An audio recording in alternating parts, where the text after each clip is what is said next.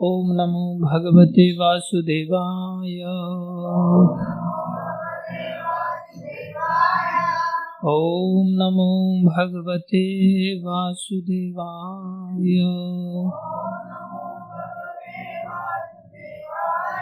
ओम नमो भगवते वासुदेवाय।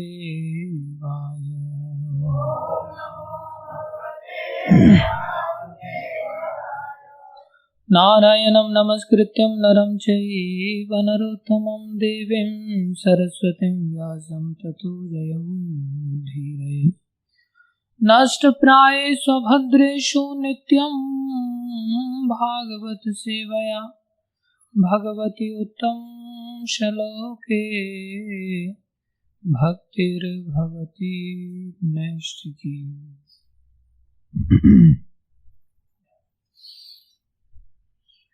श्रीमद् भगवद्गीता यथारूप अध्याय 4 श्लोक संख्या 11। ये यथा मां प्रपद्यन्ते तांस्तथैव भजाम्यहम्। मम वर्तमानुवर्तन्ते मनुष्या पार्थ सर्वशः। ये यथा मां प्रपद्यन्ते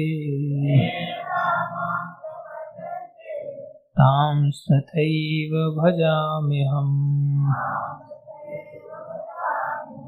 मम वर्तमानुवर्तन्ते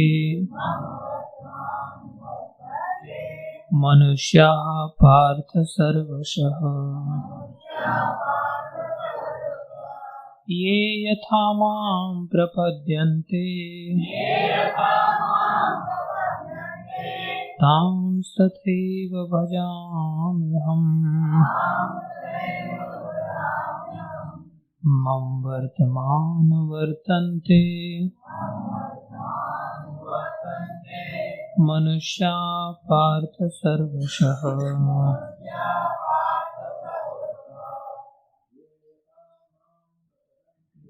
ये यथा मां प्रपद्यन्ते तांस्तथैव भजाम्यहम्। मम वर्तमानुवर्तन्ते मनुष्या पार्थ सर्वशः। ये यथा मां प्रपद्यन्ते तांस्तथैव भजाम्यहम्। मम वर्तमानुवर्तन्ते मनुष्या पार्थ सर्वशः।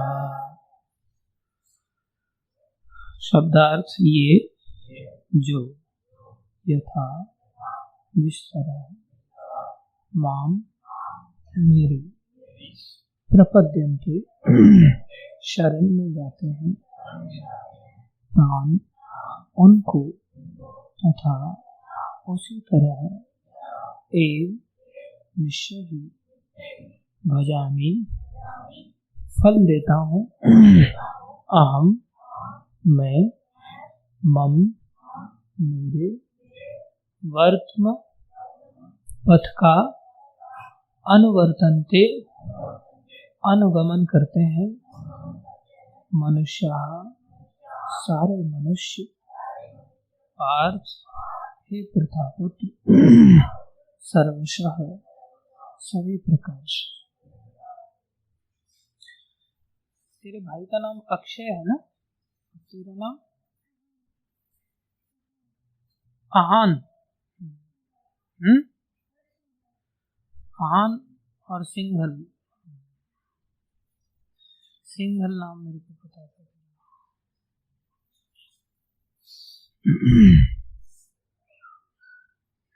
अनुवाद सभी पढ़ेंगे।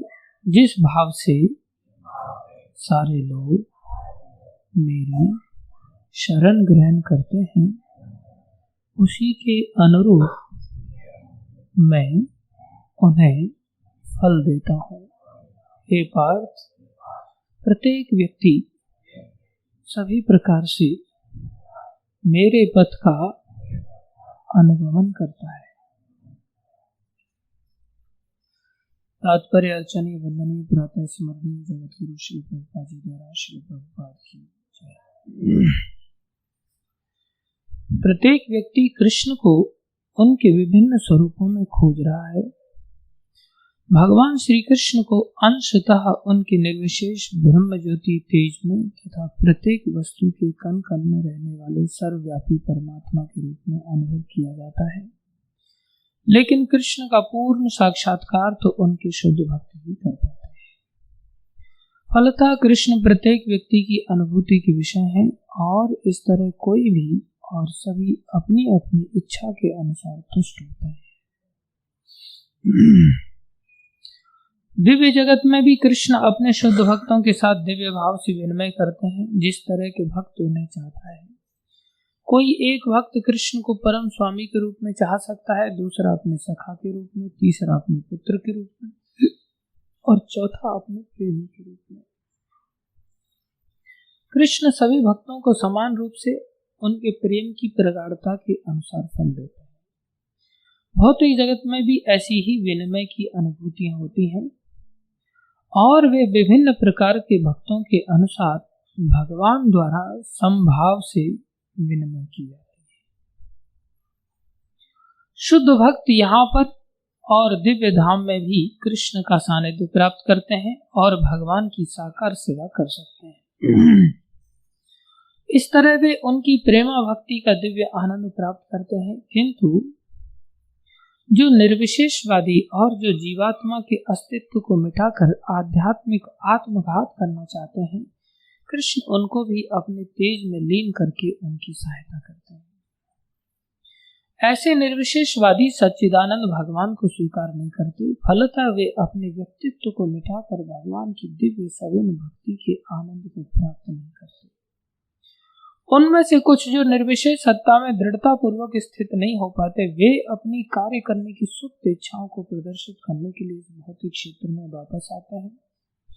उन्हें वैकुंठ लोक में प्रवेश करने नहीं दिया जाता, किंतु उन्हें भौतिक लोक में कार्य करने का अवसर प्रदान किया जाता है। जो सकाम कर्मी हैं, भगवान उन्हें यज्ञेश्वर के रूप में उनके कर्मों का वांछित फल देते हैं।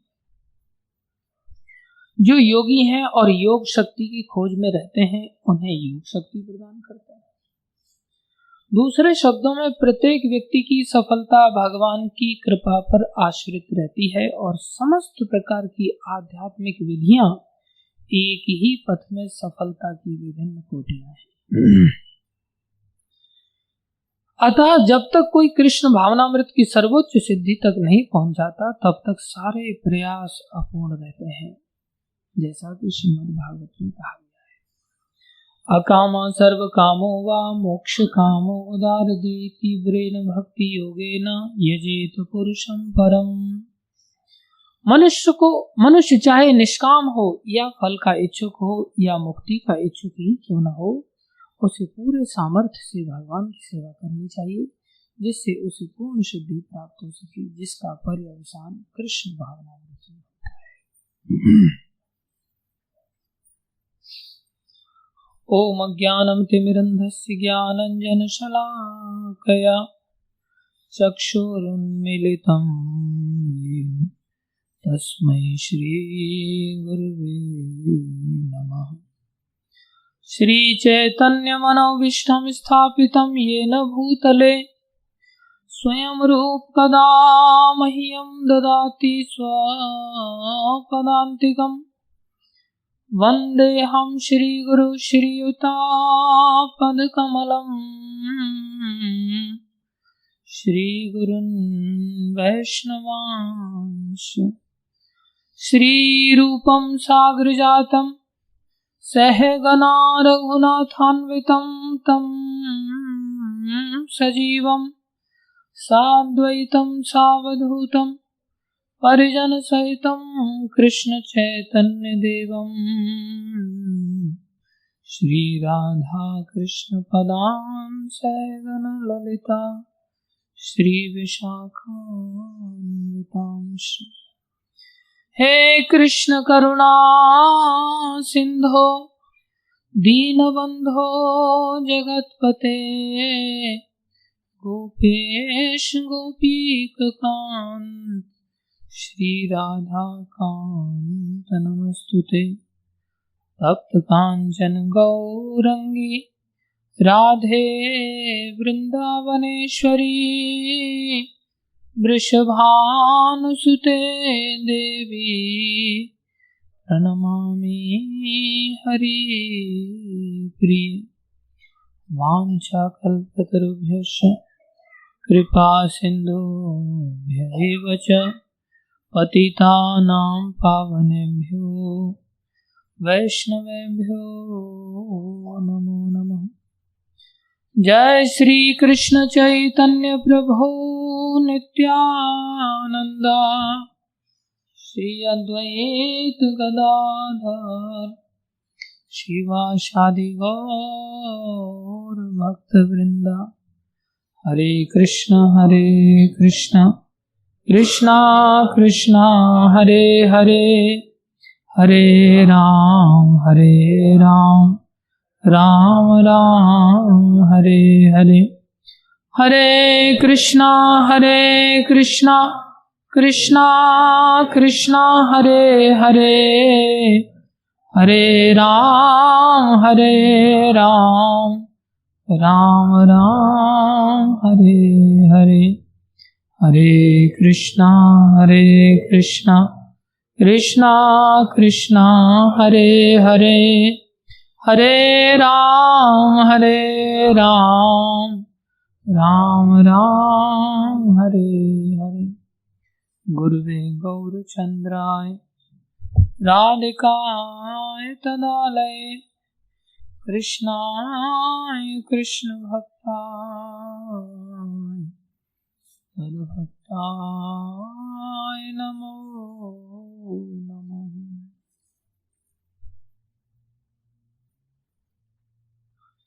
हरे कृष्ण। बहुत गंभीर बात भगवान ने बड़ी कृपा करके यहाँ बताया। प्रभुपाद जी ने इन बातों को भागवतम में बड़े विस्तार से समझाया। बहुत सुंदर प्रभुपाद जी भागवतम में इन सिद्धांतों का पर्पस में एक्सप्लेन करते हैं। देखो, एक और भगवान ने कहा ये यथामाम प्रपद्यन्ते, ये माने जो कोई भी यथा जिस तरह से जिस भावना के साथ प्रपद्यन्ते शरणागत होता है। काम अर्थात उनको तथैव उसी भाव से भजामि अहम अर्थात मैं भी भजता हूँ, अर्थात भगवान का भजना अलग है। हम शरणागत होते हैं, भगवान भजते हैं। भज धातु अर्थात सेवा करना, भज धातु अर्थात सेवा करना। कोई शरणागत होता है, भगवान क्या करते हैं? सेवा करते हैं। सेवार्थ फल देना। सेवा का अर्थ क्या हुआ? फल देना।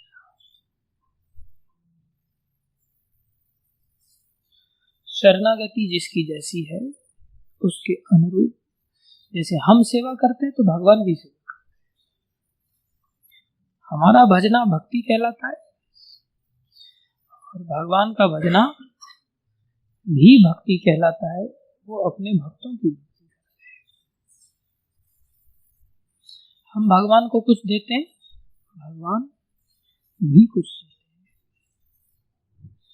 इसलिए अगर कोई शरणागत जिस भावना के साथ भगवान की होता है, अर्थात चॉइस है उसके पास, व्यक्ति की इच्छा है कि किस भावना से शरणागत होता है। दूसरा क्या कह रहे हैं? मम वर्तम अनुवर्तन्ते। अनुवर्त माने चलना पीछे पीछे। जैसे होता है ना कि भाई ये इस चीज को ऐसे बरत रहा है। बरतना माने उपयोग में लाना, अर्थात चलना उस रास्ते पर। अनुवर्तन्ते मतलब पीछे पीछे चलना। किसके पीछे पीछे चलना? मम अनुवर्तन्ते, मेरे पीछे पीछे चलना। बोले मम वर्त्म अनुवर्तन्ते, वर्त्म माने पथ, अनुवर्तन्ते माने उस रास्ते पर चल रहे। हर जीव मेरे रास्ते पर चल रहा है। मनुष्या पार्थ सर्वश, सारे ही जीव, विशेष रूप से मनुष्य। मनुष्यों की क्या स्थिति है? वो लोग क्या कर रहे हैं? मेरे ही रास्ते पर चल रहे हैं, अर्थात मेरी ही प्राप्ति का वो प्रयास। तो जब भगवान की ओर सब चल ही रहे, तो उसमें फिर जीवों के पास भगवान ऐसा क्यों कह रहे हैं कि ये यथामाम प्रपद्यन्ते? सब चल रहे हैं, बात खत्म है। बोले उस चलने में भी एक तारतम्य है कि कोई चाहे तो इस तरह से भी चल सकता है, कोई चाहे तो उस तरह से भी चल सकता है। चलना भगवान के रास्ते पर ही पड़ेगा। ये हमारी इच्छा है कि हम किस तरह से चलना चाहते हैं, जिस भाव से। कोई भी भाव हो सकता है, फिर भी उस भाव का मतलब। विशेष रूप से भाव दो प्रकार से होते हैं, अनुकूल और प्रतिकूल। प्रतिकूल भाव से भी चल सकते हैं और अनुकूल भाव से भी चल सकते हैं। चले बिना कोई नहीं रह सकता। जैसे आप किसी देश में रह रहे, कोई क्या ऐसा व्यक्तित्व होगा जो देश के कानून के अंतर्गत ना आता हो? हर व्यक्ति देश का कानून पालन करने के लिए क्या है? आते हैं। कोई अगर इच्छा अनुसार देश का कानून अनुकूल भाव से पालन नहीं कर रहा है, तो उसको जेल में डाल करके उससे पालन कराया जाता है। वास्तव में जेल में जबरदस्ती नहीं डाला जाता। जेल में भी अगर दूसरे सेंस से देखा जाए तो उसकी ही जाने की इच्छा है। कोई भी सरकार ऐसा नहीं कि पुलिस पकड़ करके सीधा उठा करके जेल में ऐसी पटक दे, बोले हमारी सरकार है, हम तेरे को कहीं भी रखें। नहीं, उसकी भी व्यक्तिगत इच्छा है, इसलिए वो उस इच्छा का जैसा कार्य कर रहा है उसके अनुसार उसको वहां पर वैसा भोगना। तो दोनों ही स्थिति में उसको सरकार के नियमों का पालन तो करना पड़ ही रहा है। टोपा जी लिखते हैं, संसार में अगर कोई किसी की हत्या करना चाहता है, ये भी क्या है? उसकी इच्छा है। और उस इच्छा की पूर्ति भी भगवान ही करते हैं। उस इच्छा की पूर्ति कौन करता है? भगवान ही करता है। उसकी बस की बात नहीं है कि वो उस इच्छा की पूर्ति कर।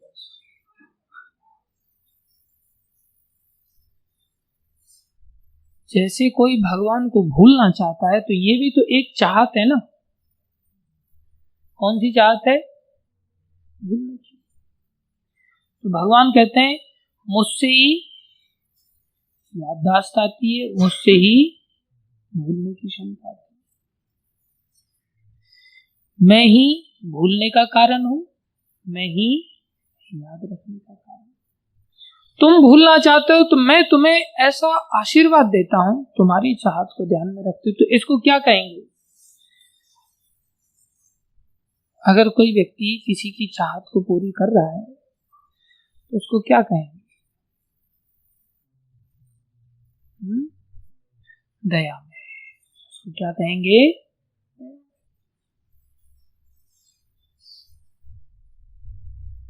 एक माता जी आई, वो कहती हैं कि आप हमारी बहन को रख लेंगे अपने आश्रम में। हमने कहा क्यों रख लेंगे, वैसे बहुत समझदार है लेकिन बहुत बेघर की स्थिति है। ऐसा क्यों? बोले उसने लव मैरिज किया। लव मैरिज किया तो उसमें कौन सी नई बात है? बोले लव मैरिज करने के कारण घर वालों को पसंद नहीं था, घर वालों की इच्छा के खिलाफ उसने किया, घर वालों ने उसे घर से बाहर निकाल दिया।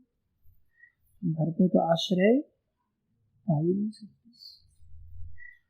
अब बोले पति के साथ भी उसका जमा नहीं, पति ने भी उसको धक्के मार करके बाहर कर दिया। अब उसकी दशा बहुत दयनीय है, हम भी रख नहीं सकते, आप रख सकते हैं। हमने एक व्यक्ति के पास भेजा, कोई गौशाला थी, हमने वहां भेजा, उसने गौशाला के नाम से अपने पास बुला लिया और वो रात दिन उससे केवल काम करवाता है, झाड़ू पोछा करवाता है, बर्तन धुलवाता है। उसको न चांटिंग करने का समय देता है, न हरी कथा का समय देता है, न कोई ठाकुर जी की सेवा का समय मिल पाता है। वो बेचारी वहां फंस गई है, क्या करें, आप रख सकते हैं। खैर उस समय उसके माता पिता अगर उसकी इच्छा की सहमति दे देते तो वो अपने माता पिता को कैसा समझते? दयालु ना, लेकिन परिणाम क्या हो रहा है? दया तो कर दी, परिणाम कैसा हो रहा है उसके साथ? दर दर भटकना पड़ता। अब जो दर दर भटकना है, इसमें दया करने वाला दोषी है या उस चाहत को करने वाला दोषी है? चाहत को करने वाला दोषी है। वो तो इतना दयालु, चलो तेरी चाहत है तो तू ये देख ले, तेरी हम तो तेरे को बता। जैसे नारद जी ने साफ मना किया कि तुम बच्चे हो, छोटी सी बात को लेकर के इस भावना से भजन करने मत जाओ, अभी तुम समझदार हो जाओ, वापस चले जाओ। बोले नहीं, मैं तो राज्य के लिए ही भक्ति करूंगा, आप सहायता कर सकते हैं। तो नारद जी ने क्या किया? दया। बाद में वो पछताए, यार 36,000 वर्ष तक संसार में राजपाट का फूटे हुए कांच से भरना पड़े। गुरु जी ने सही कहा था, उस समय उनकी बात मान लेती तो अच्छा है। गुरु जी ने त्याग नहीं किया, गुरु जी ने क्या किया? दया किया।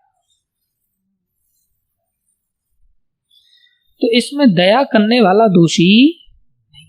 ऐसे ही कोई व्यक्ति अगर किसी गलत इच्छा को भगवान के सामने व्यक्त करता है तो भगवान उस इच्छा की भी क्या करते हैं? पूर्ति करते हैं।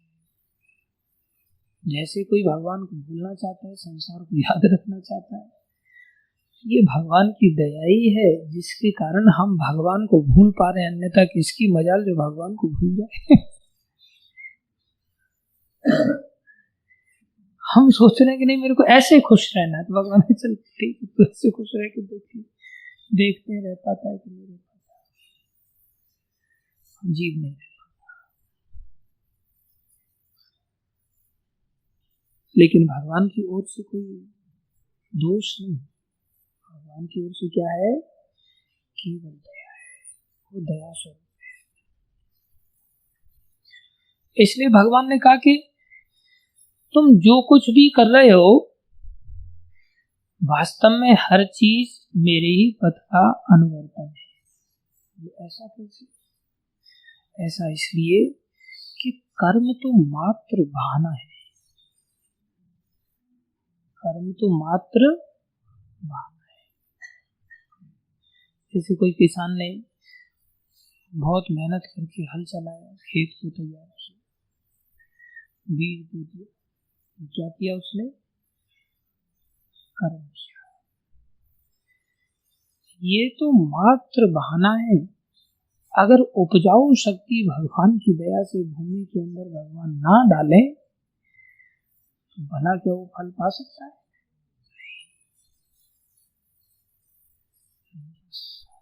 इसलिए फलदाता कौन है? भगवान ये भी नहीं देखते कि ये कर्म का ये फल है, नहीं, उनकी दया होती है तो ही वो फल देते हैं। सब कुछ उनके ही हाथ में। इसलिए हम संसार में कोई भी फल पा रहे हैं, प्रत्येक फल उनकी ही दया से, प्रत्येक फल उनकी ही दया से। जैसे मान लो हमें मनुष्य शरीर मिला तो हमें क्या लगता है? हमारे कोई पुण्य कर्म नहीं, जो भी पुण्य कर्म हुए होंगे भगवान ने थोड़े से दिशा निर्देश के लिए, वो थोड़ा एक बहाना मात्र के लिए हमें ऐसा दिशा निर्देश दिया, ऐसा करोगे तो ऐसा मिलेगा, ऐसा करोगे तो ऐसा मिलेगा। लेकिन ये जरूरी नहीं ऐसा करने के लिए ऐसा मिल ही जाएगा। वो तो उनकी दया पर निर्भर करता है कि उसे फल देते हैं या। जैसे विवाह का फल है संतान उत्पत्ति। विवाह का फल क्या है? संतान। लेकिन विवाह होने के बाद संतान हो ही जाएगी, क्या कोई गारंटी ले सकता है इसे?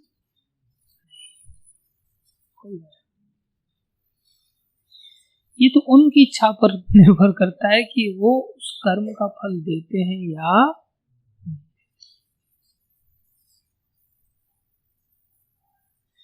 इसलिए फलदाता कौन है? भगवान श्री कृष्ण। इसलिए कोई भगवान को चाहने वाला व्यक्ति है, उसकी आपूर्ति कौन करेगा? भगवान।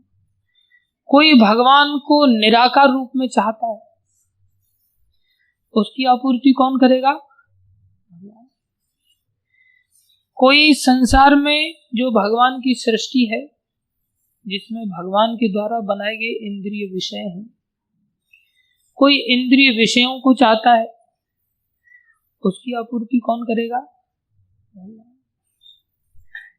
इसलिए देखा जाए तो हर व्यक्ति का एकमात्र ही अवलंबन है, वो कौन है?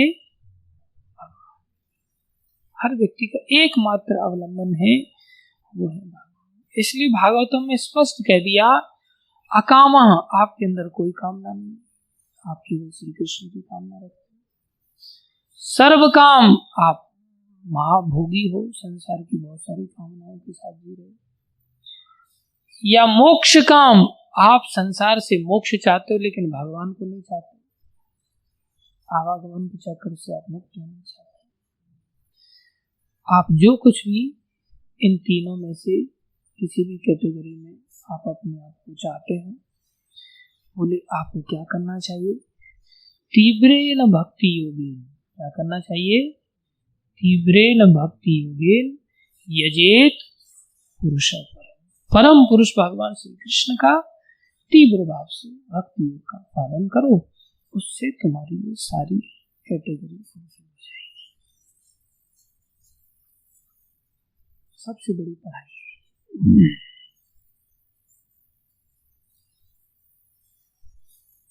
लेकिन इसमें तारतम्य है। एक हो गया भुभुक्षु, जो भोगों को चाहने वाला, एक हो गया मुमुक्षु, जो मोक्ष को चाहने वाला, एक हो गया भक्त, जो भक्ति को चाहने वाला। अब तीन और तारतम्य के आधार पर इनकी श्रेष्ठता और निकृष्टता विभाजित होती है। अर्थात संसार में अगर कोई दारुण दुख चाहता है, विषयी बनना चाहता है, भगवान उसकी आपूर्ति करते हैं। ठीक है, तुम्हारी ऐसी इच्छा है, भोग के देख लो, इसके परिणाम आएंगे। तो वो माया के अंतर्गत भोग करता है और माया के द्वारा दंडित होता है। कोई मुमुक्षु बनना चाहता है, भगवान के निराकार ब्रह्म ज्योति आदि में लीन होना चाहता है, तो भगवान उसको भी अंगीकार करने के लिए स्वीकार कर लेते। और कोई भक्त बनना चाहता है, वो टॉप मोस्ट अनुभूति, तीनों ही भगवत अनुभूति है, लेकिन तीनों का अलग अलग स्थिति है। जैसे पुलिस का अनुभव भी राजा का ही अनुभव है। पुलिस की अपनी अलग से सत्ता नहीं, पुलिस किसके अंतर्गत कार्य कर रही है? राजा के अंतर्गत कार्य। तो अगर हमें माया का अनुभव करना है तो भगवान कह रहे हैं तुम विषयी इच्छा कर लो, तुम्हें माया का अनुभव हो जाए।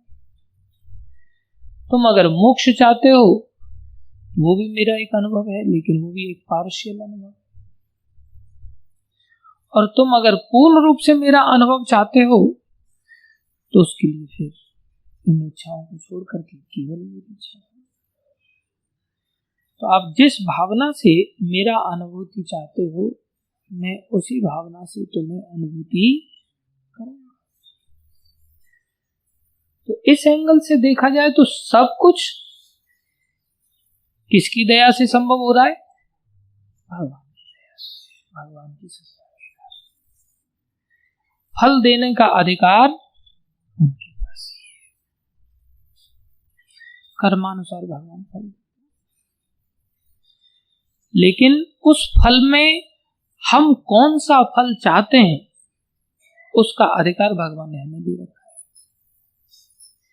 कि आप चाहत कैसी करते हो। जैसी चाहत करोगे वैसा फल पाओगे। भगवान ने हर चीज को स्पष्टता के साथ खोल कर दिया। 3 प्रकार के सुखों का भगवान ने वर्णन किया, तमोगुनी, रजोगुनी, सतोगुनी। तमोगुनी सुख कैसा है? शुरुआत में अमृत की तरह है, बाद में जहर की तरह है। तमोगुनी विषय के बारे में भगवान ने पहले ही बताया। तुम खुद जहर खाना चाहते हो तो तुम्हारी इच्छा इस रास्ते पर चल पड़ेगा। 18वें अध्याय में भगवान इन तीनों सुखों का बहुत सुंदर वर्णन करते हैं।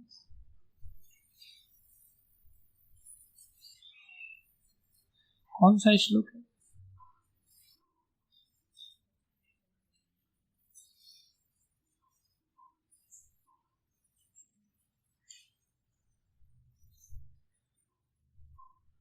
भगवान कह रहे हैं,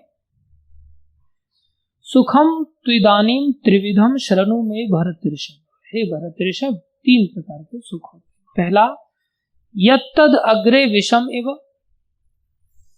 परिणामे अमृतोपमम तत्सुखम सात्विकम प्रोक्तम आत्मबुद्धि प्रसादजम।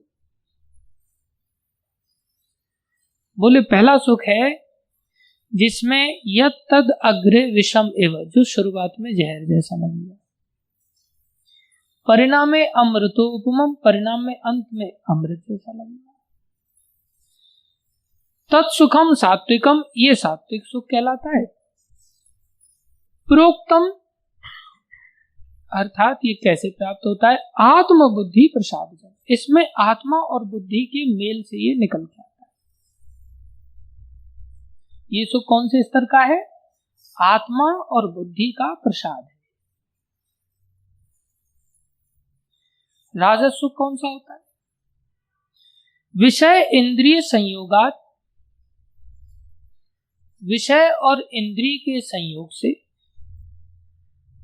यत्तद अग्रे अमृतोपमम, अर्थात शुरुआत में ये अमृत जैसा लगेगा, परिणाम में विषम एवं, परिणाम में जहर हो जाएगा, तत्सुखम राजसम स्मृतम, ऐसा सुख राजस सुख कहलाता है। ये कैसे निकल के आता है? विषय और इंद्रिय की परिणाम से। सात्विक सुख कैसे निकल के आता है? बुद्धि और आत्मा के संयोग से, और विषय और इंद्रिय के संयोग से राजस सुख निकल करके आता है। तामस सुख का क्या स्थिति है? बोले यत तद अग्रे चानुबंधे, यत अग्रे चानुबंधे च, अर्थात शुरुआत में भी ये बंधन कारक है, शुरुआत में भी कोई आनंद नहीं आता। दारू भी लोग पिएंगे तो मुंह सिकोड़ करके पीना है। बोले च सुखम मोहनम आत्मनः, अर्थात इसमें तो अंधेरा ही अंधेरा है, शुरू में भी अंधेरा बाद में भी अंधेरा। ये मोहात्मक सुख है। मोहात्मक सुख कैसा होता है, कैसे मिलता है? निद्रा आलस्य प्रमादोत्तम, ये नींद और आलस्य के मेल से मिलता है। आराम से बैठे हुए आलस्य आ रहा है, या फिर नींद और आलस्य जो सुख मिलता है तत्तामसम उदाहरतम, वो तामसी सुख कहलाता है।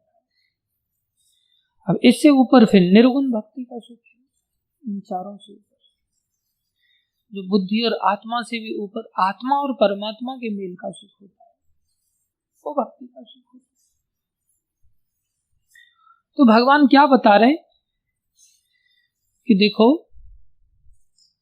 वो एक ट्रांसीडेंटल अवस्था है, भगवान की भावमय अवस्था, जिसमें वीत राग भय क्रोध। ध्यान दो, राग भय क्रोध।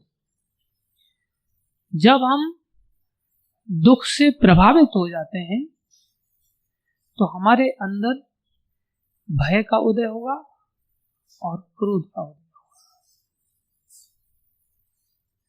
जैसे ही हमें कोई दुख आकर के सताएगा और हम दुख से प्रभावित होने लग गए, उद्विग्न होने लग गए, तो दुख से उद्विग्न होते ही क्या चीज आ जाएगी? भय और क्रोध एक साथ। और जब सुख की स्पृहा हो जाएगी, अर्थात सुख की जब इच्छा हो जाएगी, तब राग का उदय होगा। राग का उदय कहां से होता है? सुख के कारण, सुख के प्रभाव से। हाँ, इस चीज में भाई बड़ा सुख है, इसलिए उसमें अटैचमेंट हो जाएगा। जब हमें सुख का अनुभव होगा किसी वस्तु से, तो सुख का अनुभव होने मात्र से ही उस वस्तु में क्या हो जाएगा? राग हो जाएगा। और जैसे ही किसी से दुख का अनुभव होगा, दुख का अनुभव होते ही क्या हो जाएगा? भय और भगवान अपने भावमय अवस्था के बारे में क्या करे? बोले मेरा अगर मन मया करना है तो उसको न दुख से प्रभावित होना पड़ेगा, ना ही सुख से प्रभावित होना पड़ेगा। बोले ऐसी बुद्धि किसी की बन जाए, क्या बनती है ऐसी? बोले हाँ, अवश्य बनती है। बुद्धि निश्चित रूप से समान बुद्धि बनती है, हीन बुद्धि बनती है, विशिष्ट बुद्धि बनती है। बुद्धि तीन प्रकार की,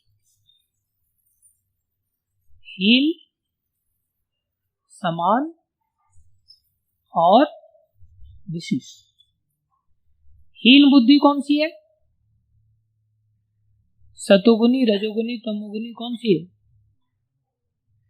अरे तीनों ही गुण वाली हीन बुद्धि। ये संसार तीनों गुणों से युक्त है ना, इसलिए तीनों गुणों से युक्त संसार होने के कारण ये संसार बंधन का कारण है। संसार अच्छा स्थान नहीं है।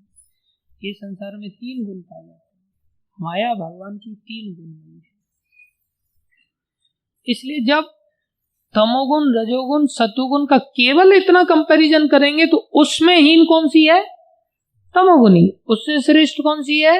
रजोगुनी। उससे श्रेष्ठ कौन सी है? सतोगुनी। लेकिन सतोगुनी बुद्धि भी तो बंधन का कारण है,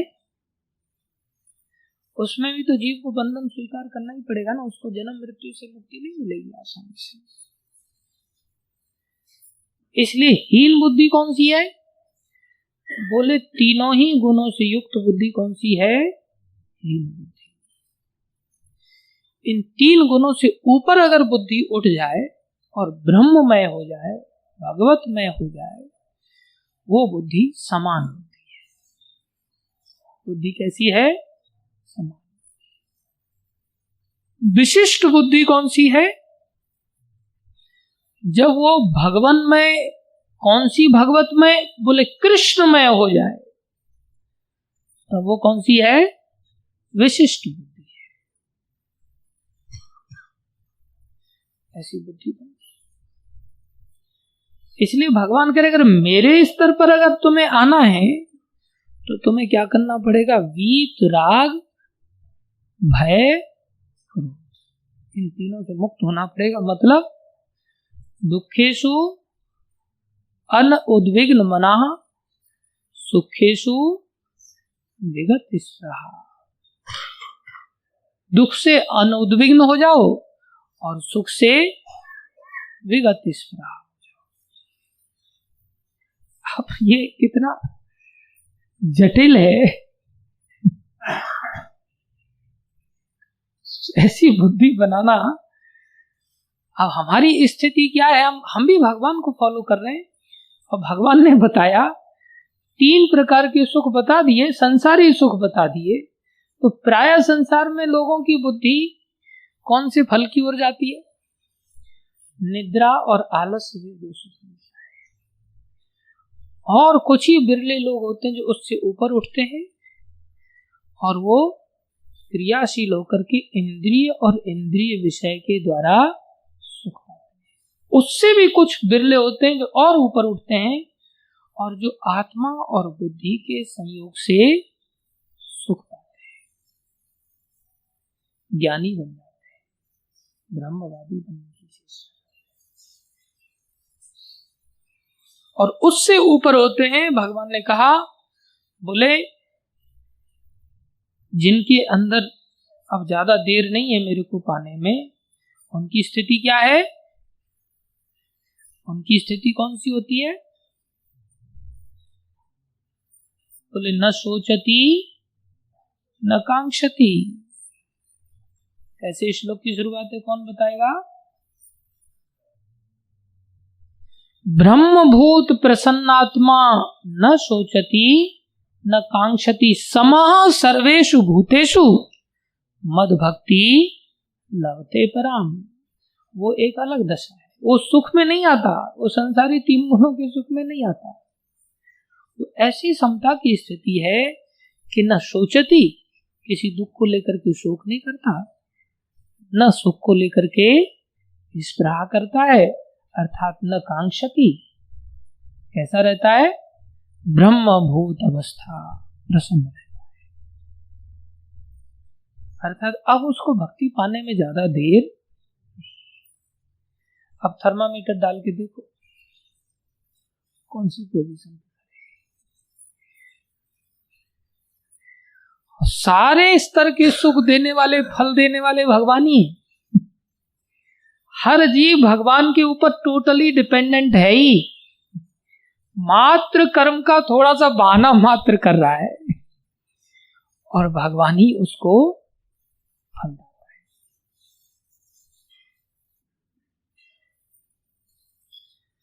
तो कितनी बड़ी अपॉर्चुनिटी, जब भगवान को हमने शरणागत है ही, भगवान के रास्ते पर चलने के लिए विवश हैं, तो फिर इतना निकृष्ट संसार के सुख के पीछे क्यों जाए? इवेंचुअली वो संसार का दुख है। क्यों न समः सर्वेषु भूतेषु की अवस्था को प्राप्त करे? क्यों न उससे भी बड़े आगे चल करके भगवान, मैं तुम्हें सभी पापों से मुक्त कर दूंगा, मेरी प्राप्ति करोगे, मैं आनंद स्वरूप हूं, नंद के आनंद। कृष्ण क्या है? आनंद है। मेरी प्राप्ति करो ना, टेंशन खत्म। आनंद घन स्वरूप है। कैसे हैं? उसमें भी बता रहे, मैं तुम्हारा बेटा बन जाऊंगा, मैं तुम्हारा सखा बन जाऊंगा, मैं तुम्हारा स्वामी बन जाऊंगा, मैं तुम्हारा प्रेमी बन जाऊंगा, मैं तुम्हारा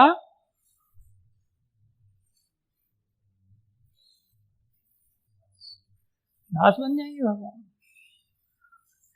भगवान हमारे स्वामी, भगवान हमारे सखा, भगवान हमारे पुत्र, भगवान हमारे प्रेमी। ये 4 रसों में भगवान आदान प्रदान करेंगे। शांत रस में भी भगवान आदान प्रदान करेंगे। बोले ऐसे ऐसे संबंध में बनने के लिए तैयार है। तो करना क्या पड़ेगा, क्या बनना चाहिए? भगवान के अतिरिक्त कुछ नहीं कर सकते। जितना भगवान करते हैं उतना हम लोग नहीं कर सकते।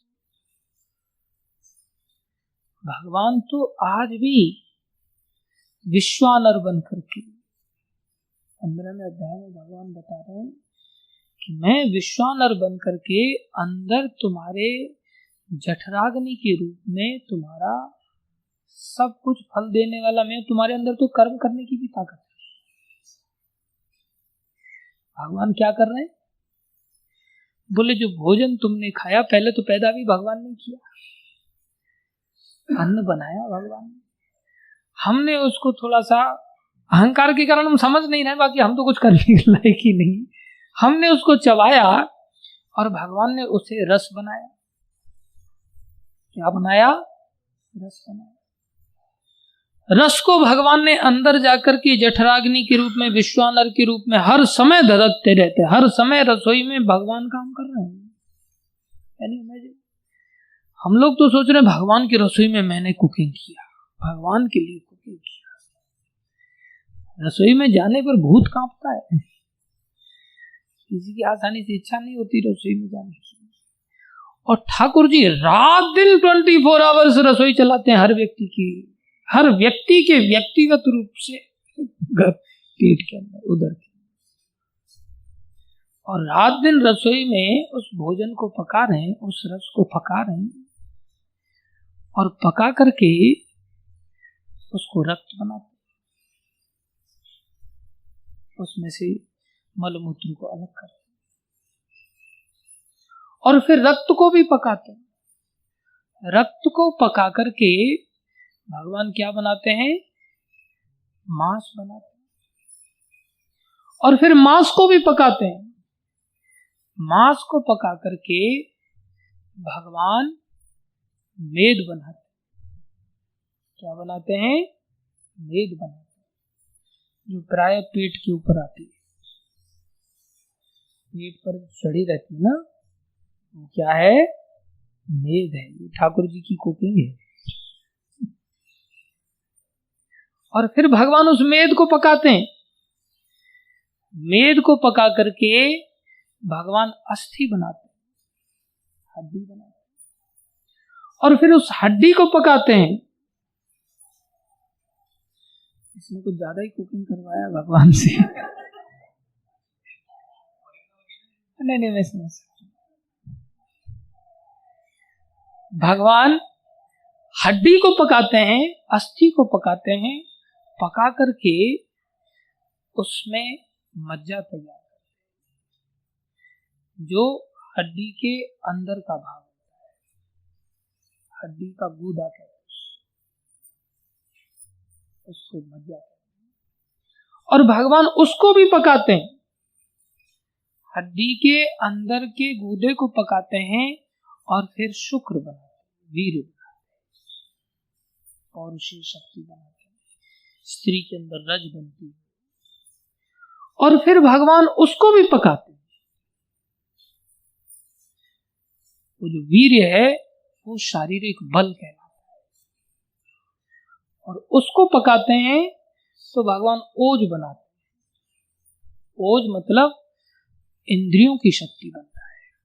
कान आपके बहुत शार्प हो जाएंगे, आंखें बहुत शार्प हो जाएंगी, नासिका बहुत शार्प हो जाएगी, सेंस ऑफ टच बहुत पावरफुल हो जाएगा, जीवा का हर चीज, आपकी प्रत्येक इंद्रिया दिव्य होने लग जाएगी। और फिर भगवान उस ओज को भी पकाते हैं उसी विश्वानर के द्वारा। विश्वानर भगवान उस ओज को पका करके सह शक्ति देते हैं। क्या देते हैं? सह। सह शब्द ये मानसिक शक्ति का रूपक होता है, अर्थात मानसिक शक्ति इतनी बढ़ जाएगी कि उसका मन विचलित आसानी से, और फिर तब जाकर के उसकी बुद्धि मन के प्रभाव में बहना बंद हो जाएगी। खाली जो भोजन किया एक एक कुकिंग को होने में 2.5 दिन लगता है। एक धातु से दूसरी धातु बनने में, आज अगर हमने भोजन किया तो रक्त से रस से रक्त बनना, रक्त से मांस बनना, मांस से मेद बनना, मेद से हड्डी बनना, हड्डी में मज्जा बनना, मज्जा से वीर्य बनना, वीर्य से ओज बनना, ओज से सह बनना। इसको एक एक क्रिया को 2.5 दिन लगता है। 1 महीने में जाकर के तकरीबन वीर्य तैयार होता है, 20 से 25 दिन के अंदर एक बार भी भोजन किया। लेकिन हम उसको आगे तक जाने नहीं देते और दूषित संग के कारण उसका नाश करते हैं और परिणाम इंद्रिय शक्ति से हीन हो जाते हैं। मानसिक शक्ति कभी स्थिरता के रूप में प्राप्ति नहीं कर पाती, मन निरंतर भटकने लगता है, जीवन उद्विग्नमय हो जाता है। तो कौन कर रहा है फिर ये सब? भगवान कर रहे हैं। अंदर कितनी कुकिंग रात दिन कर रहे हैं बेचारे, और हमको लग रहा है हम सेवा कर रहे हैं। हम क्या भगवान के लिए, वो तो बहाना मात्र दे रहे हैं बस, बाकी तो वो हमारे लिए सब कुछ। और फिर भी कोई चिंता करे कि यार भक्त बन जाएंगे तो रोटी मिलेगी कि नहीं मिलेगी। किसके भक्त बन जाएंगे? तो भगवान श्री कृष्ण के भक्त बन जाएंगे तो रोटी मिलेगी कि? थोड़ा प्रैक्टिकल सोचो। भक्त बन जाएंगे तो कपड़ा मिलेगा कि नहीं मिलेगा? इसलिए भक्त बनेंगे, बाद में पहले थोड़ा सा यश पा लेते हैं, मार्केट में ऐसा कुछ करते फेमस हो जाए बस, और यूट्यूब से पैसा आना चालू। पहले थोड़ा फेमस होना चाहते हैं, ऐसा कुछ किया जाए पहले थोड़ा फेमस हो जाए बस। गलत कह रहा हूं? उत्तम करो, जैसे तैसे करके बस फेमस होना है।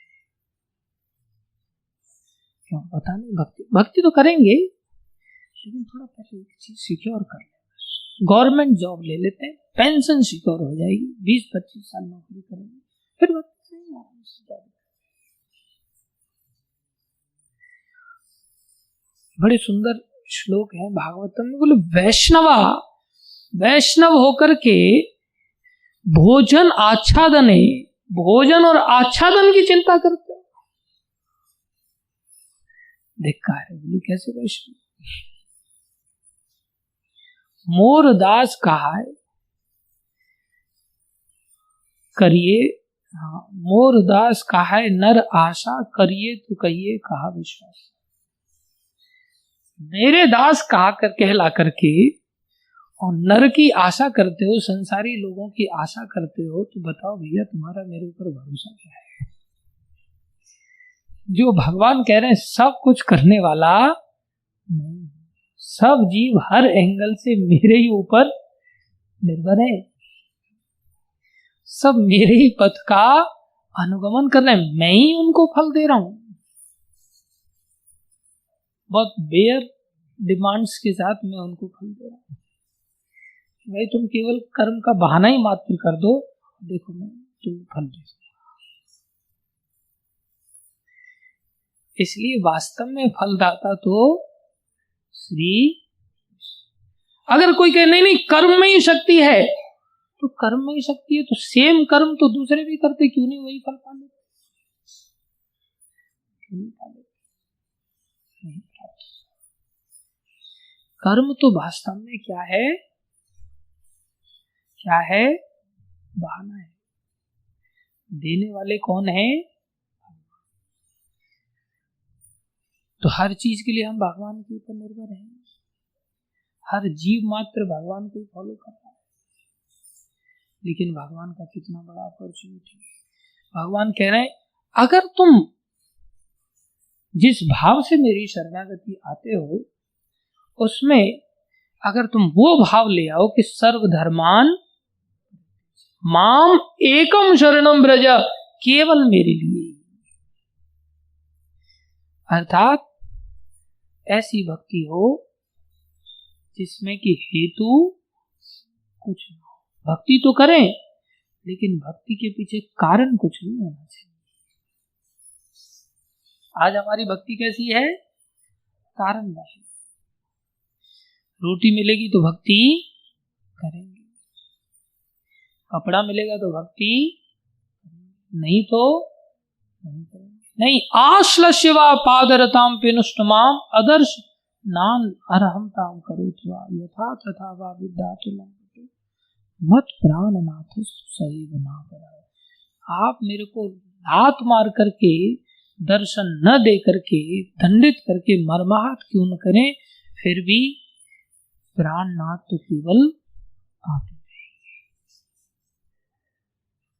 भगवान ने ये श्लोक यहाँ कहा है कि जो मेरा जिस भाव से भजन करता है मैं भी उसका उसी भाव से भजन करता हूँ, मैं भी उससे उतना ही प्यार करता हूँ, उल्टा उससे ज्यादा प्यार करता हूँ। कोई मेरे लिए रोता है मैं उसके लिए ज्यादा रोता हूँ। और इसका प्रमाण है सिद्धपुर में, गुजरात में, जहाँ पर बिंदु सरोवर है, करदम मुनि ने जब आराधना किया तो भगवान उनकी आराधना को देख करके सहन नहीं कर पाए और भगवान फूट फूट करके रोने लगे। भगवान रो गए और इतने रोए भगवान कि उनके आंसुओं से वहां पर सरोवर बना। उस सरोवर का नाम क्या पड़ा?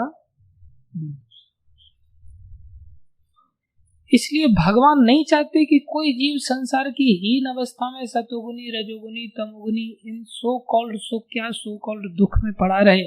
भगवान ये भी नहीं चाहते कि कोई ब्रह्म में लीन होने का, अपने जीवन में सत्ता को मिटाने का प्रयास करे।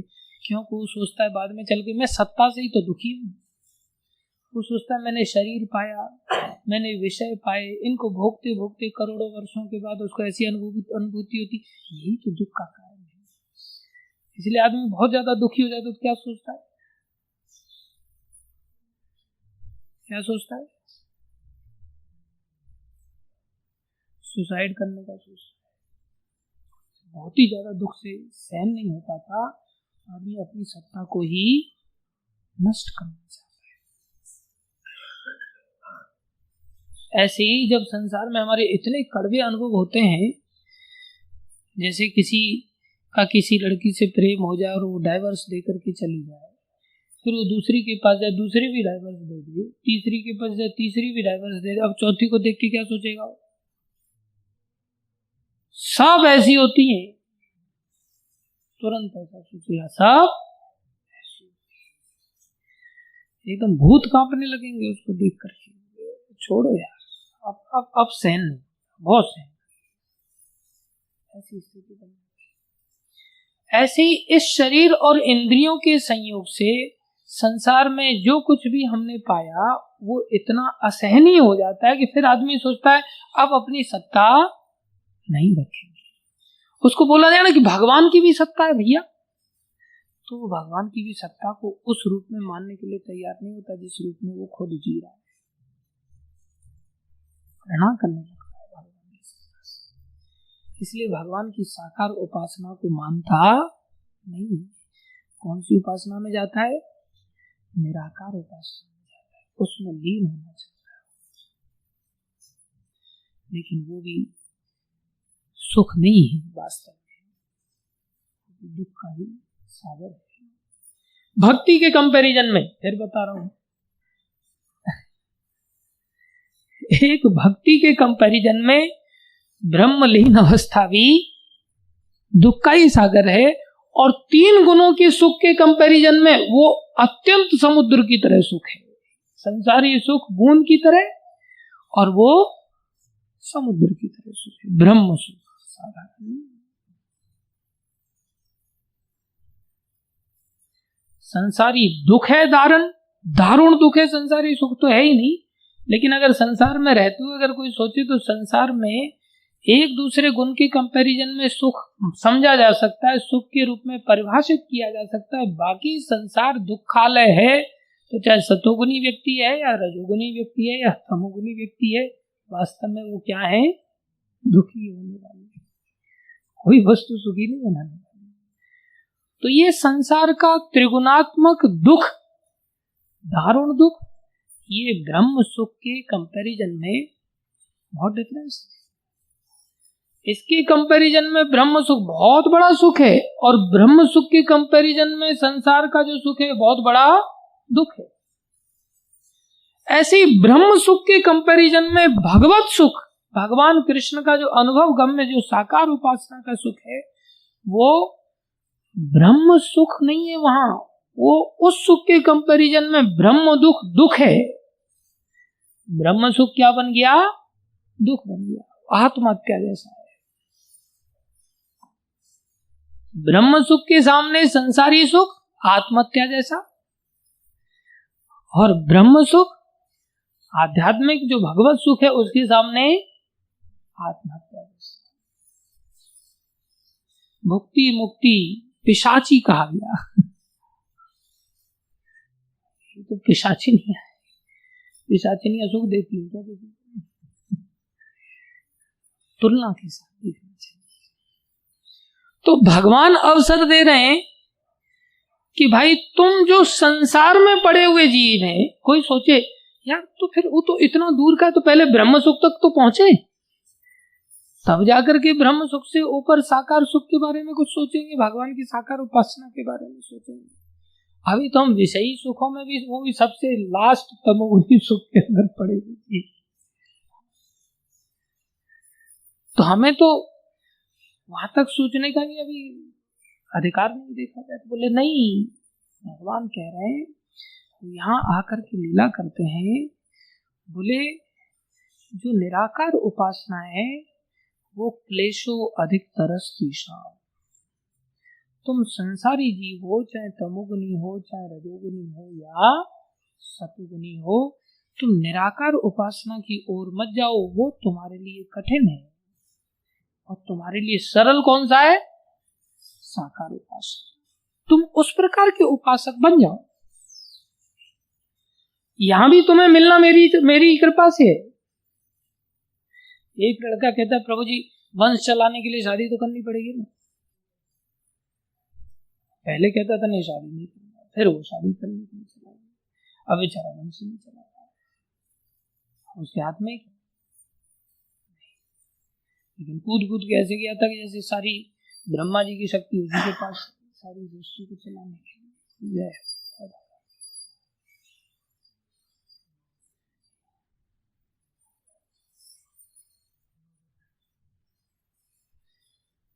ध्यान दो, बहुत गंभीर बात है। अर्थात ब्रह्म अवस्था कौन सी जिसमें आकार ही नहीं। अब जिस चीज का आकार ही नहीं, उस चीज में हमारा मन टिक जाएगा क्या?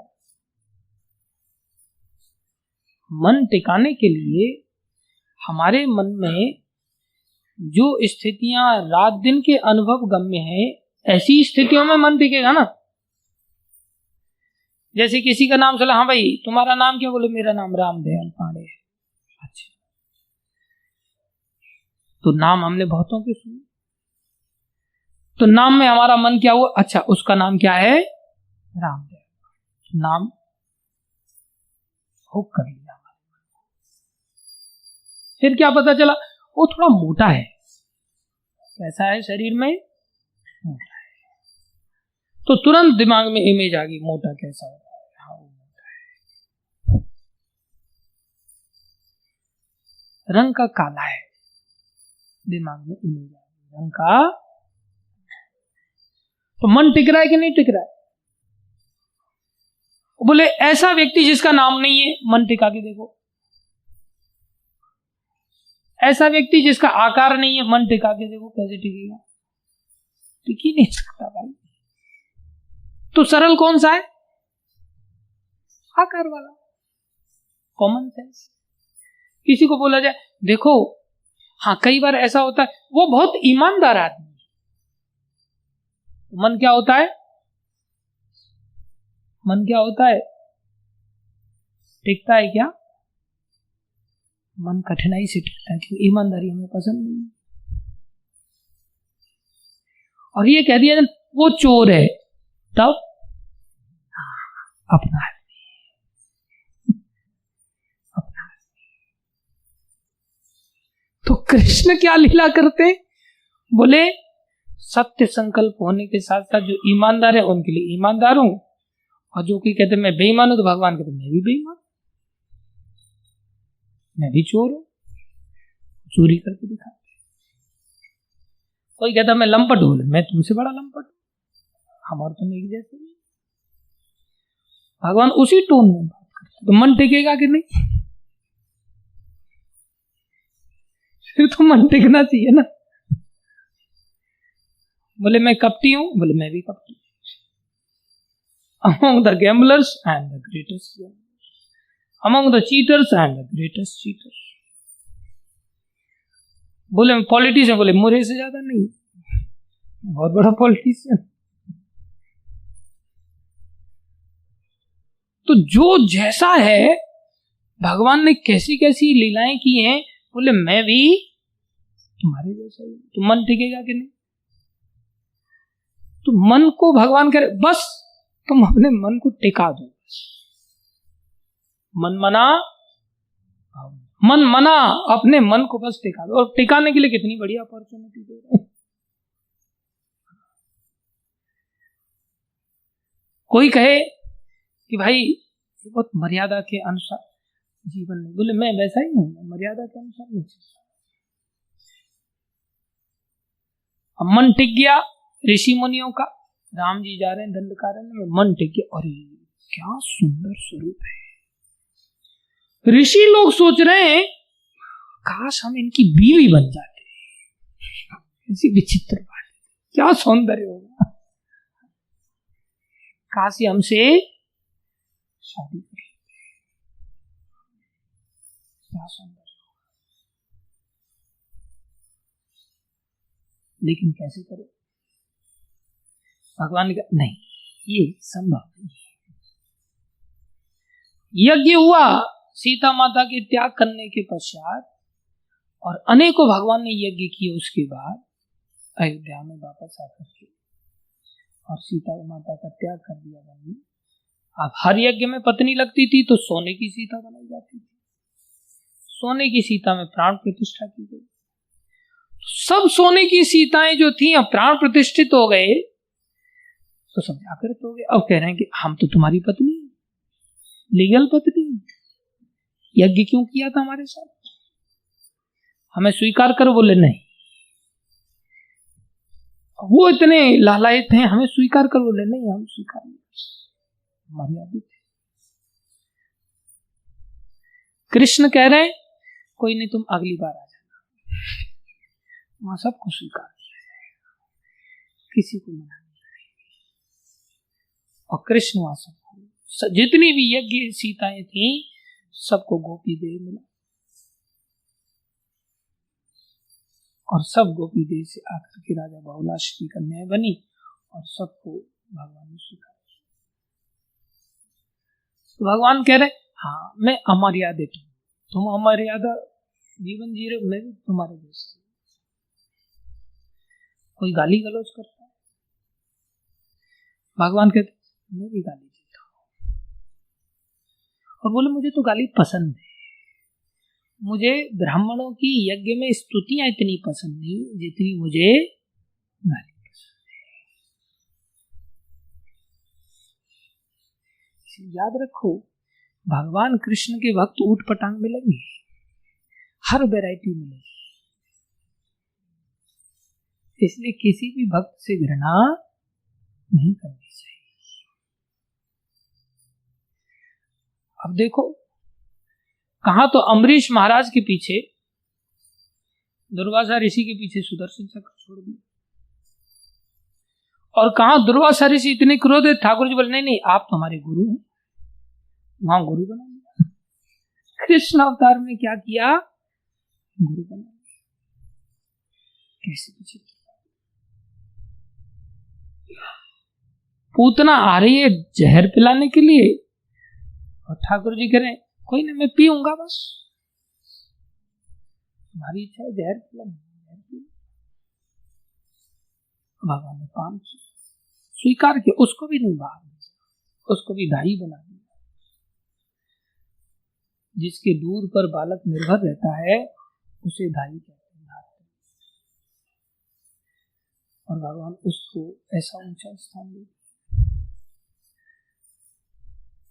तो किसका मन नहीं टिकेगा? फिर मन टिकाना कितना सरल है देखा जाए। साकार अवस्था में ही मन क्या हर वस्तु टिकती है? अब हमारे हाथ में ढक्कन है, हम साकार वस्तु हैं, तो हमारे हाथ में तो ढक्कन हमारे हाथ में टिक गया। अभी छोड़ देंगे तो नीचे आसन पे जाके टिकेगा, बीच में कहीं नहीं टिकेगा, क्योंकि बीच में आकार कोई वस्तु है ही, नीचे गिरे। इसी तरह निराकार उपासक लोग जाते हैं घुसने के लिए, भगवान थोड़ी देर रखते भी हैं, लेकिन अंततः उनको भी तो अपॉर्चुनिटी कौन सी हमारे पास? घोर तमोगुनी सही, घोर रजोगुनी सही, घोर सतोगुनी सही, संसार में विषयी दुखों में पड़े हुए जीव हैं, फिर भी अपॉर्चुनिटी क्या है? भगवान कृष्ण की वो आराधना कर सकते हैं, वो शरणागति ले सकते हैं, और वो शरणागति ले सकते हैं जिसमें भगवान का ये श्लोक भी फेल हो जाता है। भगवान ने वचन दिया, ये थम हम प्रपद्यन्ते ताम तथैव भजाम्यहम् हम, मैं उसका उसी प्रकार से भजन करता हूँ जो मेरा जिस भाव से भजन करता है। लेकिन गोपियां इससे भी ऊपर चली गई। गोपियों ने भगवान का भजन ऐसा किया कि भगवान कह रहे मैं तुम्हारा भजन ऐसा नहीं कर सकता, मैं तुम्हारा ऋणी हो गया, मैं तुम्हारा क्या हो गया? ऋणी हो गया। और भगवान क्या सोच रहे हैं? बोले ऋण में इतना आनंद आ रहा है, वो कह रहे हैं मैं सदा ऋणी रहना चाहता हूं, मैं चुकाना भी नहीं चाहता, मैं गिल्टी भी नहीं फील कर रहा हूं, मैं ऐसा भी नहीं कर रहा हूं कि तुम्हारे सामने मुंह कैसे दिखाऊं, मैं तो ऋणी हूं। बोले नहीं, मैं तो बिक गया एक प्रकार से, तुम लोगों ने खरीद लिया, अब तुम लोग मेरे को छोटी छोटी बात पर नचाते हो, गवाते हो, कार्य कराते हो, चप्पलें उठवाते हो, मीड़ा उठवाते हो, नीचे का फर्श बिछवाते हो, तुम लोग जो करवाते हो मैं सब करता हूं। और बोले मैं बिक गया, मैंने अब अपना अहंकार त्याग कर दिया, जैसे नचाओगे वैसे ही। ये गोपियों वाली भक्ति जो इससे भी ऊपर की भक्ति महाप्रभु ने दिया। गोपी भर्तुहु पद कमलयोर दास दास अनदास। कितनी ऊंची बात की अपॉर्चुनिटी है देखा जाए।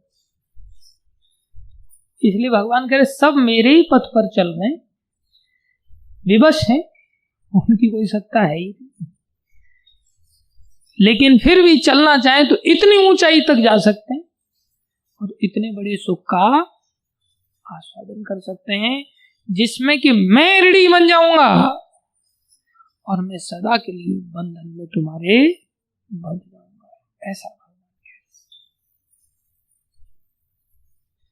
लेकिन भगवान कह रहे हैं धर्मों का त्याग कर दो।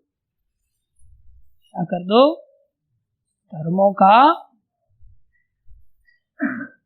सो कॉल्ड धर्म, धर्म तो है ही नहीं वो, धर्म तो सबसे बड़ा शरणागति का ही धर्म है।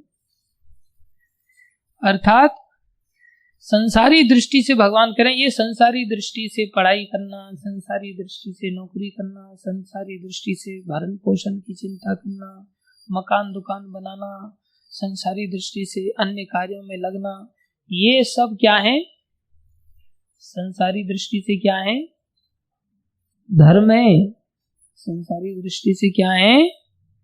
भगवान कह रहे हैं इनका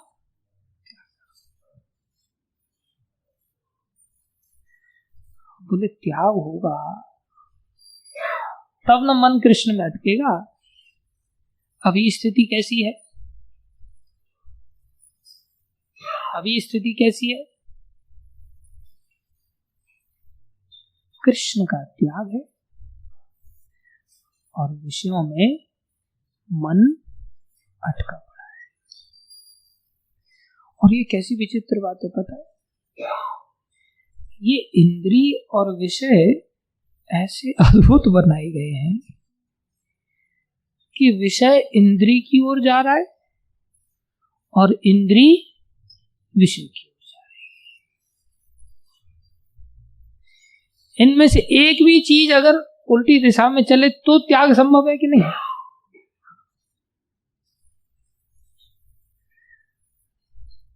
अब हो क्या रहा है? चित्त में संसार घुस रहा है और संसार में चित्त घुस रहा है।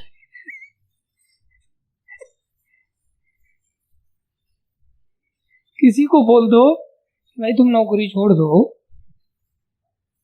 सुन तो सब लेगा बढ़िया स्टेप बाय स्टेप, लेकिन बोल दो नौकरी छोड़ दो तो बड़े बड़े पढ़े लिखे जिनके पीछे डॉक्टर लगाया जाता है, मतलब वो स्नातकोत्तर से भी ऊपर की डिग्री लेकर के घूम रहे हैं,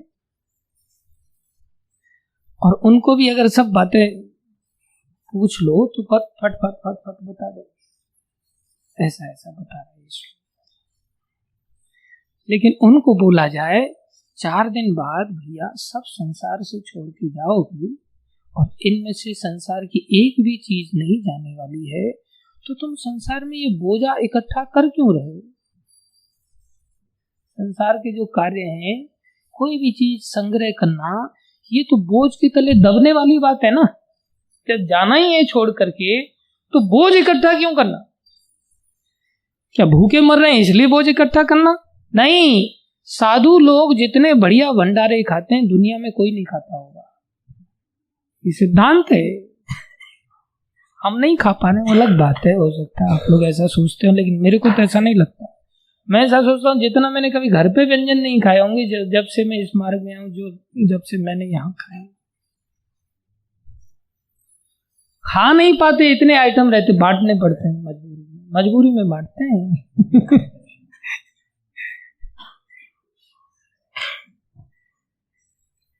इतना भगवान देते हैं, दुख लगता है कई बार। मैं महाराष्ट्र में था, कथा करने के लिए गया तो 4 घरों से इनविटेशन था और जा नहीं पाते तो लोग वहीं ला करके देने लग गए। फिर आप नहीं आ पा रहे हैं घर पे तो हमारे घर पे जो व्यंजन बना है आपके पास पहुंचा देते, तो हमारे पास व्यंजन पहुंच गया। तो हमने देखा, बोले कचौड़ी आई है। अभी ऐसा बन गया शरीर के ज्यादा ऑयली आइटम उतने पसंद नहीं करता, मन ही पसंद नहीं करता, तो कचौड़ी कौन खाए? लेकिन भैया वो कचौड़ी पूरी मैंने खाई, मेरा मन कहता है आज तो सिर्फ कचौड़ी खाएंगे। ऐसी बढ़िया पालक की कचौड़ी, हरी वाली कचौड़ी, और उसमें नारियल की चटनी जोरदार, दूसरी भी एक चटनी थी, 2 प्रकार की चटनी और कचौड़ी। अब हुआ क्या, मैंने थोड़ा सा पाया,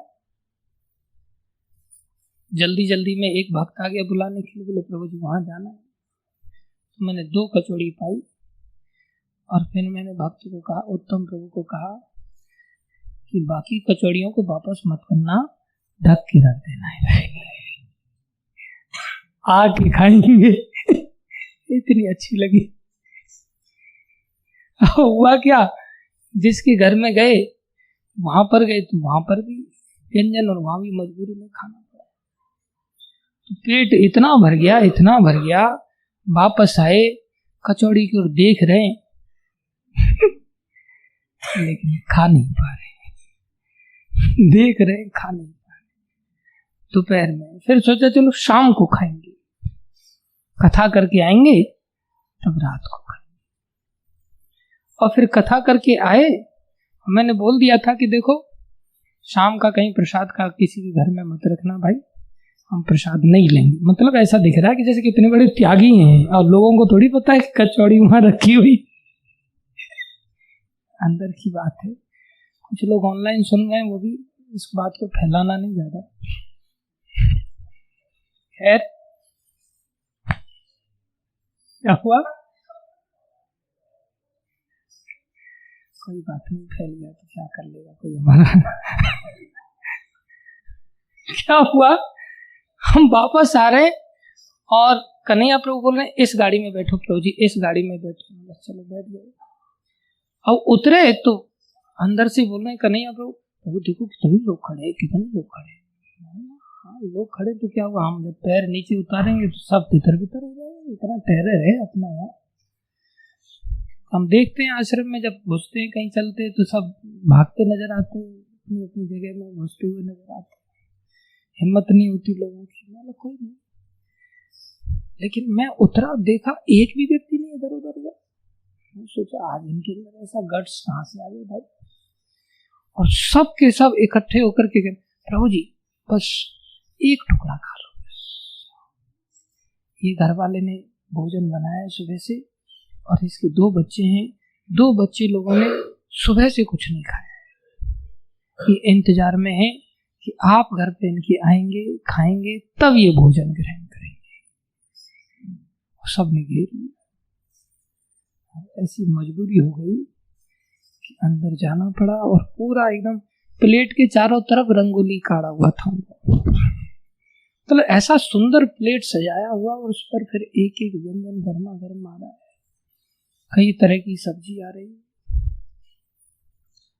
मजबूरी में फिर एक एक टुकड़ा ही खाया, एक एक टुकड़ा खा दिया। आखिरकार एक पेट कोई कुंड थोड़ी है कि डालते जाओ इसमें, पेट भर गया। वापस आया, देखा कचौड़ी भी रखी है। लेकिन मन बड़ा दुष्ट है। फिर उत्तम प्रभु कहते, प्रभु जी अब इस कचौड़ी को ले जाऊं। अब उसने पूछ लिया, नहीं था मैं तो सोच रहा था कल सुबह खाएंगे। फिर मैंने बोला यार तू ले जा भाई, जल्दी से ले जा यहां से। तो साधु जीवन में, भक्ति जीवन में कोई चीज की कमी रहती है क्या? फिर आदमी सोचे कि नहीं, भक्ति इसलिए करेंगे कि भोजन मिलेगा तो करेंगे, कपड़ा मिलेगा तो करेंगे, नहीं मिलेगा तो नहीं करेंगे। पता नहीं दवाई मिलेगी कि नहीं, पता नहीं रहने के लिए रजाई मिलेगी कि नहीं, पता नहीं ट्रैवलिंग करने के लिए पैसा मिलेगा, टिकट मिलेगा, सब कुछ मिलेगा। अरे सबको तो देने वाले भगवान है, तो क्या उनके लिए सर्वस्व त्यागने वाले को भगवान नहीं देंगे? भगवान देंगे। लेकिन मैं ये कह रहा था कि मन ऐसा घुस जाता है संसार की वस्तुओं में, और संसार की वस्तुएं मन में ऐसी घुस जाती हैं, त्याग करना इतना सहज।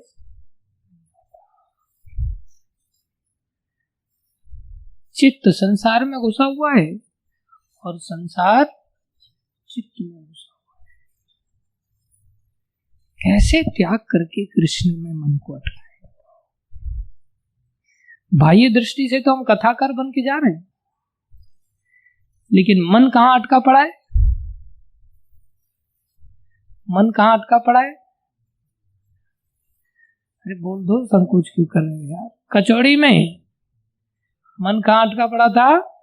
कचौड़ी में। कथा कर रहे हैं, भागवत कथा कर रहे हैं, मन में कचौड़ी घूम रही। इसलिए भगवत अनुभूति साक्षात रूप से जैसी गोपियों को हुई, ऐसी अनुभूति नहीं हो पाती। होगी कैसे? प्रश्न है, होगी कैसे? ये प्रश्न 4 कुमारों ने, सनक, सनातन, सनत और सनंदन ने ब्रह्मा जी को किया कि पिताश्री ये समझ में नहीं आया, आप कह रहे हैं कि कृष्ण में मन को लगाया जाए, लेकिन मन लगे कैसे? एक बार गुरुजी के साथ एक चेला जा रहा था और नदी में कंबल बहता हुआ जा रहा था। कंबल को देख करके चेले के मन में लालच आ गया। गुरुदेव अभी आया, अभी अरे जा कहाँ रहे? अभी आया, बस थोड़ा सा कंबल है ना, बस अभी आया। अरे रुक रुक, इतनी देर में तो उसने छलांग लगा दी। तो अब तो चिल्ला रहा है, गुरुदेव गुरुदेव। गुरुदेव गुरुदेव क्या चिल्ला रहा है? बाहर आ जा। गुरुदेव बाहर तो तब आऊं जब ये कंबल मुझे छोड़े। कंबल तुझे छोड़े मतलब? बोले हाँ, ये कंबल ने मेरे को पकड़ लिया। अरे तू तो कंबल को पकड़ने के लिए गया था। बोले हाँ, मैं आया तो कंबल को पकड़ने के लिए था, लेकिन कंबल ने मेरे को पकड़ लिया। पता चला कि वो भालू बहता हुआ जा रहा था।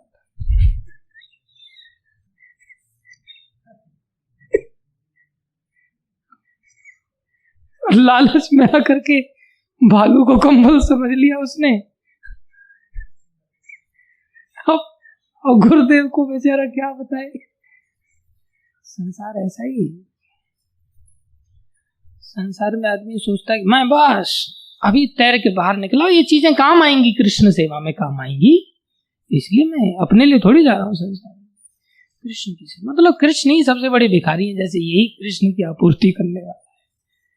ये तो मजबूरी में दुष्ट लोगों को, संसारी लोगों को बोलना पड़ता है कि तुम ऐसे नहीं तो कम से कम ऐसे ही भगवान की सेवा करो, ये सबसे निकृष्ट सेवा है। अगर भक्ति हो तो किसी चीज की भगवान कमी नहीं छोड़ते। वर्षा करते भगवान नरसिंह मेहता के लिए कि भगवान ने वर्षा नहीं की उनकी बेटी का हाथ भरने को लेकर। ऐसे अनेकों भक्तों के साथ क्या खांडव वन के माध्यम से भगवान ने पांडवों को इंद्रप्रस्थ नहीं बना के दिया, जिसको लेकर के देवता भी आश्चर्यचकित रहते थे। ऐसा सभागृह जो देवताओं के पास नहीं था। क्या अम्बरीश महाराज को ऐसी धन संपत्ति नहीं दी इसी संसार में जो देवताओं के पास नहीं, जो खर्च होने पर भी खर्च नहीं होती थी वो धन संपत्ति। और ढोंगियों को दे रहे हैं भैया। अब ये बच्चे लोग हैं, नौकरी चाकरी करते हैं, ये लोग कमा रहे हैं धमा रहे हैं, हम तो कोई कमाते धमाते नहीं। फिर भी मेरे को नहीं लगता हम जितनी संपत्ति पर यहाँ भगवान ने बिठा के रखा हुआ है, और ये लोग अपनी संपत्ति मिलजुल करके भी तोलेंगे ना, सारे के सारे इकट्ठे होकर के, तो भी हमारी बराबरी नहीं कर सकता। कर सकता है क्या रे? फिर वहां क्या जा रहा है भिखारी बन करके? छोड़, कोई नहीं कर सकता। ये तो ढोंगियों को भगवान दे रहे हैं। ईमानदारी से अगर भक्ति हो जाए ना, क्या कर जाए। हम तो कचौड़ी दास हैं भैया, कचौड़ी दासों को भगवान दे रहे हैं, तो कृष्ण दास को भगवान क्या देंगे? हाँ तू ये टाइम दिखा मेरे को, क्योंकि तेरी समाधि भंग हो रही है, तेरा तमोगुनी सुख छिन रहा है। जब ये प्रश्न किया तो संसार में प्राय यही दशा है। जैसे कोई व्यक्ति पानी में छलांग लगाए तो पानी उसे अपनी ओर खींचे, पानी तो डूबेगा। और वो पानी में गया है, उसको तैरना आता नहीं, तो क्या होगा?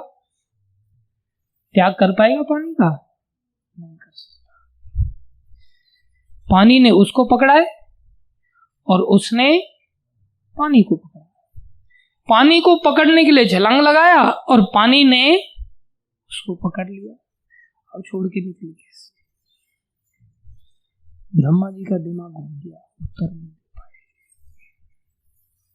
बोले बात तो सही, संसार में जीव बेचारा निकलेगा कैसे?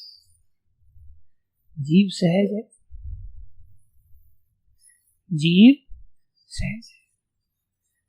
जैसे किसी को स्त्री छोड़ो, घर छोड़ो, बाहर छोड़ो, अरे प्राकृतिक है, स्त्री पुरुष को पकड़ने चलती है और पुरुष स्त्री को पकड़ने चलता है, ये तो सहज है। अब इसमें छोड़ेगा किस साइड से? कौन छोड़ेगा? एक व्यक्ति छोड़ने जा रहा है तो दूसरा, हाँ कहां जा रहे हो छोड़ करके? ऐसे छोड़ के जाएगा भाई? पुत्र बाप को पकड़ रहा है, बाप पुत्र को पकड़ रहा है, आदमी धन को पकड़ रहा है, धन आदमी को पकड़ रहा है। कैसे निकलेगा? संभव नहीं। बोले जैसे पानी में डूबते हुए व्यक्ति के लिए संभव नहीं है, ब्रह्मा जी सोच में पड़ गए। ब्रह्मा जी भगवान के परम भक्त हैं, भगवान सहायता करते हैं। उसी समय भगवान हंस अवतार के रूप में प्रकट हुए और भगवान ने कहा, हाँ ये सत्य है कि जीव के बस की बात नहीं, वो निकल पाए। एकमात्र उपाय है, कोई बाहर से रस्सा फेंक दे डूबते। तीसरा कौन व्यक्ति? तीसरा कोई डंडा पकड़ा दे, कोई हाथ पकड़ा दे, कोई रस्सी पकड़ा दे और तब उसे पकड़ कर खींच ले, तो निकल सकता है, नहीं तो नहीं।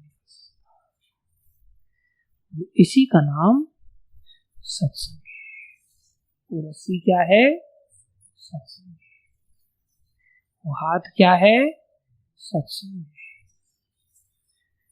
तो डंडा क्या है? सत्संग है, जिसको पकड़ करके आदमी अपने आप आ जाएगा। नहीं छोड़ सकते, मत छोड़ो किसी चीज को, सिर्फ क्या करो? सत्संग को पकड़ लो, बस इतना कर लो और सत्संग में मन टिक जाएगा। क्यों? क्योंकि सत्संग में कृष्ण तुम्हारे जैसे ही। कृष्ण कैसे बनकर के आए हैं? हमारे जैसे। इसलिए कृष्ण की बात हमें मन को हुक कर देगी, बस इतना करना है। इसी कारण से कहा जाता है कि भक्ति मार्ग में चलते चलते अगर कोई गिर भी जाए, अरे गिर क्या जाए, गिरा हुआ तो पहले से ही है भाई। थोड़ा सा उठा, थोड़ा सा चला, फिर गया, फिर थोड़ा सा उठा, फिर चला, फिर थोड़ा सा गिर गया। भक्त लोग किसी गिरे हुए को हीनता की दृष्टि से नहीं देखते। भक्त लोग एकमात्र दृष्टि से देखते हैं कि ये सत्संग को क्यों नहीं पकड़ रहा है। अगर ये सत्संग को नहीं पकड़ता तब भक्तों की नजर में बहुत ज्यादा पतित हो जाता है। सबसे बड़ी कैंसर की भक्ति मार्ग में भयानक बीमारी है, वो है सत्संग का त्याग, वो है सत्संग का। भक्त कभी नहीं कहता कि तुम अपनी बीवी को लेकर मत आओ यहाँ। भक्त कभी नहीं कहता तुम परिवार को लेकर के मत आओ यहाँ। भक्त कहता तुम सारे संसार को लेके आ जाओ, लेकिन कहां? सत्संग के बीच में आ जाओ बस। भक्त कभी सिंगल व्यक्ति को परमिशन नहीं दे सकता, चाहे संसार में आग लगी हो तो भी सत्संग को छोड़ करके कहीं जाने की भक्त परमिशन नहीं देगा। क्योंकि भक्त ये जानता है सबसे बड़ी समस्या क्या है? सत्संग का सबसे बड़ी समस्या है। सत्संग छूटा और सर्वनाश हुआ, फिर उसके लौट के आने की संभावना नहीं। इसलिए जैसे तैसे गिरते मरते लुढ़कते लड़खड़ाते हुए, भूखे पेट भर के, सोते जागते, कला कलेश करते हुए, जैसे तैसे भी करके सही, लेकिन सत्संग का त्याग नहीं करना चाहिए। और भाई अगर गंभीरता से कोई सत्संग का अगर आश्रय ले ले, मननशील आश्रय ले ले, चिंतन मनन करने लग जाए, उसका तो फिर सक्सेस। लेकिन कोई सत्संग का त्याग कर देता है, उसकी सक्सेस होती हुई कोई सक्सेस। करोड़पति बन जाए, अरबपति बन सकता है, खरबपति बन सकता है, और अचानक से समाचार आ जाए, बोले अडानी 8वें नंबर पर चला गया, न्यूज में फैल जाए अमीरों की लिस्ट। तो अडानी को सुख मिलेगा क्या अमीरी का? वो कितना टेंशन में रहेगा, और जब जाएगा तो कितना ले जाएगा, जाना भी मुश्किल हो जाएगा। हम देख रहे थे एक व्यक्ति आर्मी में, उसका इतना अभिनिवेश हो गया, चाइना बॉर्डर पर उसका शरीर छूट गया, फिर भी आत्मा उसकी वहीं पर ड्यूटी देती, और आर्मी में उसकी छुट्टियां सैंक्शन होती हैं आज भी, और उसका सैलरी भी जाता है, छुट्टियों में वो घर पे भी देखा जाता है, घर वालों को अनुभव में आता है, और लीगली वो छुट्टियों के बाद जहां उसका ड्यूटी था वहां पर वो पहरेदारी करता हुआ देखा जाता है। ये क्या है? ये जीव का संसार में अभिनिवेश का परिणाम है। आत्मा तो वही संघर्ष करी रही, कब तक करेगी? अभिनिवेश था इसलिए उसको वहीं पर आश्रय दिया गया, ठीक है यहीं भटको तो। लेकिन क्या उसको वो सैलरी काम में आ रही? क्या वो लाभ ले रहा? अभिनिवेश संसार में भटकाता रहेगा अनादिकाल से, और अनादिकाल तक भटकना पड़ेगा। इसलिए भगवान का चरण आश्रय लेकर के जीवन को सफल बनाना ही मनुष्य जीवन का एकमात्र लक्ष्य है। और इसमें जितना जल्दी से जल्दी हो जाए सत्संग को पकड़ लेना चाहिए। किसी को अगर सत्संग में रुचि आ जाए ना कि हाँ यार भक्तों की संगति में, कथा में, बस यही प्राण है, उसके उद्धार को कोई नहीं रोक सकता, चाहे वो कितना ही पतित से पतित क्यों ना हो। लेकिन प्रचारक बनने के लिए तो फिर और भी पापड़ बेलना पड़ता है, वो अपने आप होता है। इसलिए भगवान ने हम सबके लिए रास्ते खोले हैं तीव्र भक्ति करने के, सत्संग का आश्रय में और जीवन को सफल बनाए।